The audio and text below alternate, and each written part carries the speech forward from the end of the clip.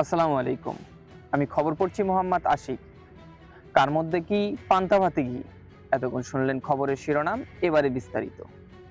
আমরা জানি চাঁদ এবং সূর্য, কিন্তু মায়াবী চাঁদ গবেষণা কেন্দ্র থেকে এনজে গবেষণা করে দেখতে পেরেছে বাগিচা মহাকাশে নতুন করে আরেকটা চাঁদ দেখা যাচ্ছে।